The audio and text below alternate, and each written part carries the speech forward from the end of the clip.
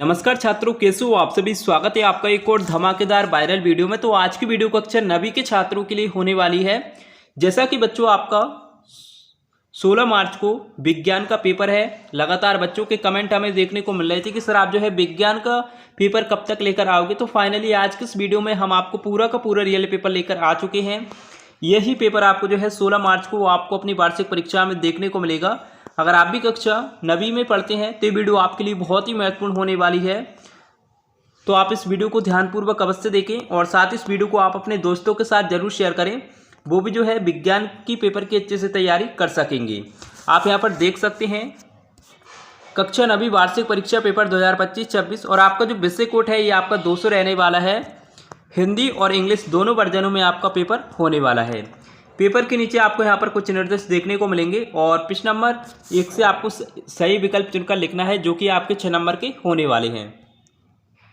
पहला प्रश्न आपसे यहाँ पर पूछा गया है, ठोस का द्रव्य में परिवर्तन कहलाता है तो क्या कहलाता है? जमना, पिघलना, बाष्पीकरण या फिर उबलना। तो क्या कहलाता है? पिघलना। ये आपका सही उत्तर हो जाएगा। और 250 डिग्री सी पर जल की भौतिक अवस्था होती है ठोस, द्रव, गैस या फिर जल। तो क्या होती है? गैस। इसके बाद में सोडियम की संयोजकता है 1, 2, 3 या फिर 4। तो कितनी है? 1 है। 1 इसका करेक्ट आंसर हो जाएगा। चौथा प्रश्न आपसे यहाँ पर पूछा गया है, निम्नलिखित में से कौन सा जंतु ऊतक नहीं है? एपिथीलियम ऊतक, संयोजी ऊतक, तंत्रिका ऊतक या फिर विभज्योतक। तो इसका जो आंसर है वो आपका दवाला होने वाला है। इसके बाद में 5वां प्रश्न आपका वेग समय ग्राफ का क्षेत्रफल दर्शाता है त्वरण, विस्थापन, प्रारंभिक वेग, अंतिम वेग। तो कौन दर्शाता है? विस्थापन। इसके बाद में ध्वनि का तर्व निर्भर करता है। तो इसका आंसर आपको हमें कमेंट करके बताना है, जिससे ये पता चलेगा कि आपने वार्षिक परीक्षा की कितनी तैयारी कर रखी है। और इंग्लिश मीडियम वालों का होने वाला है, जो कि आप यहाँ पर देख सकते हैं। और प्रश्न नंबर 2 में आपको रिक्तस्थानों की पूर्ति करना है। तो पहला प्रश्न आपसे पूछा गया है, 2 या 2 से अधिक पदार्थों का समांगी मिश्रण डैश कहलाता है। तो क्या कहलाता है? विलयन। विलयन कहलाता है। इसके बाद में दूसरा प्रश्न आपका डैश जीवन की एक मूलभूत संरचनात्मक एवं क्रियात्मक इकाई है। तो दूसरे का आपका जो आंसर है वो आपका होने वाला है कोशिका। यह आपका करेक्ट आंसर हो जाएगा, कोशिका। और आप यहाँ पर देख सकते हैं तीसरा प्रश्न आपका तीसरे का भी आंसर मिला नहीं है। और चौथा प्रश्न आपका वस्तु द्वारा अपनी गति अवस्था में परिवर्तन के विरोध की प्रवृत्ति को डैश कहते हैं। तो क्या कहते हैं? जड़ तत्व। जड़ तत्व कहते हैं। 5वां प्रश्न आपका द्रव्यमान का ऐसा ही मात्रक डैश है। तो क्या है? तो इसका जो आंसर है वो आपका होने वाला है घर्षण। घर्षण इसका करेक्ट आंसर हो जाएगा। इसके बाद में आप यहां पर देख सकते हैं 6वां प्रश्न आपका ध्वनि संचरण के लिए डैश की आवश्यकता होती है। तो किसकी आवश्यकता होती है? इसका जो आंसर है वो आपका होने वाला है किलोग्राम की आवश्यकता होती है। और इसके बाद में प्रश्न नंबर 3 में आपको सत्य सत्य चुनकर बताना है, कप की अपेक्षा प्लेट में चाय देर तक गर्म रहती है। तो ये आपका सत्य हो जाएगा, पहला वाला। और दूसरा प्रश्न आपका निलंबन एक विषमांगी मिश्रण होता है। तो ये आपका सत्य हो जाएगा। किसी यौगिक में तत्व सदैव एक निश्चित द्रव्यमानों के अनुपात में विद्यमान होते हैं। तो तीसरा आपका जो है बिल्कुल सत्य है।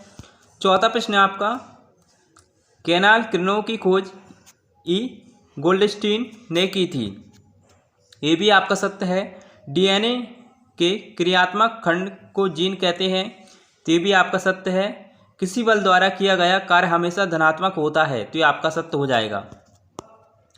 और आप यहाँ पर देख सकते हैं प्रश्न नंबर 4 में आपको सही जोड़ी का मिलान करके लिखना है। पहला है निश्चित आकार व आयतन।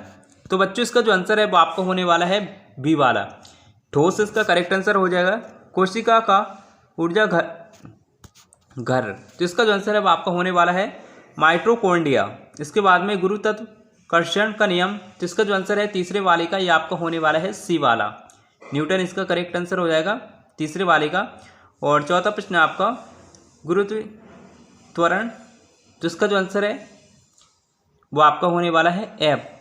चौथे का आपका जो आंसर है वो आपका एफ होने वाला है।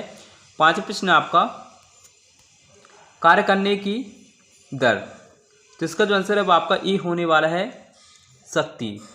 और छठवां प्रश्न आप यहाँ पर देख सकते हैं, छठवां नाइट्रोजन और फास्फोरस, तो इसका जो आंसर है छठवें वाले का वो आपका डी वाला होने वाला है, बृहत पोषक तत्व।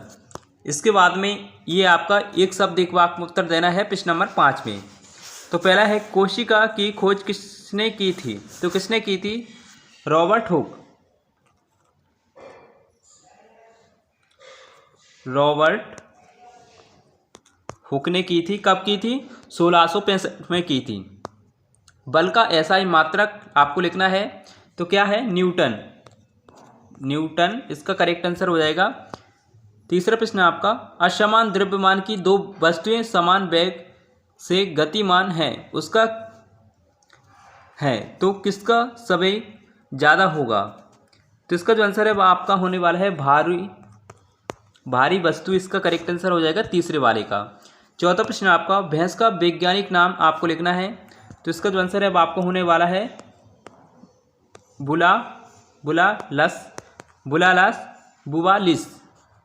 बुलालस या फिर बुलालिस, ये आपके दोनों ही आंसर होने वाले हैं। और इसके बाद में पांचवा प्रश्न आपका मनुष्य के कान की श्रव्यता पारस कितनी होती है, तो इसका जो आंसर है वो आपका होने वाला है 20 हर्ट्ज से 20,000 हर्ट्ज तक होती है। और छठवीं का आपको आंसर कमेंट में देना है। ये आपके दो नंबर के प्रश्न होने वाले हैं, जो कि आप यहाँ पर देख सकते हैं। बच्चों, प्रश्नों को आपको बिल्कुल भी मिस नहीं करना है। एक एक क्वेश्चन आपकी परीक्षा के लिए बहुत ही महत्वपूर्ण होने वाला है और एक एक क्वेश्चन को आप पढ़कर जाना, आपकी परीक्षा में बहुत ही सहायक देने वाली हैं ये क्वेश्चन। कोलाइड विलयन के कोई दो गुण धर्म आपको बताना है। समांगी और विषमांगी विलयन में कोई दो अंतर आपको लिखना है। इसके बाद में आप यहाँ पर देख सकते हैं पतन किसे कहते हैं, निम्नलिखित यौगिक के नाम का आपको लिखना है। द्रव्यमान संरक्षण का नियम और कार्बन और सोडियम परमाणु के लिए इलेक्ट्रॉन वितरण लिखिए। इलेक्ट्रॉन और न्यूट्रॉन के खोजकर्ता के नाम आपको लिखना है। लाइसोसोम को आत्मघाती थैली क्यों कहते हैं। पदप कोशिका और जंतु कोशिका में कोई दो अंतर आपको बताना है। न्यूरॉन का नामांकित चित्र आपको बताना है। रंध्र के कोई दो कार्य आपको लिखना है। और आप यहाँ पर देख सकते हैं और जल्दी से स्क्रीनशॉट ले लीजिए बच्चों, क्योंकि समय बहुत ही कम है। और बच्चों, हमने जो पेपर आपको बताया था इसमें से आपको कितना आ चुका है ये आप कमेंट में अवश्य बताएं। और इस वीडियो को कहाँ से देख रहे हैं ये भी आप जरूर कमेंट करें। मिलते हैं एक और ऐसी इंटरेस्टिंग वीडियो के साथ। Thanks for watching. धन्यवाद।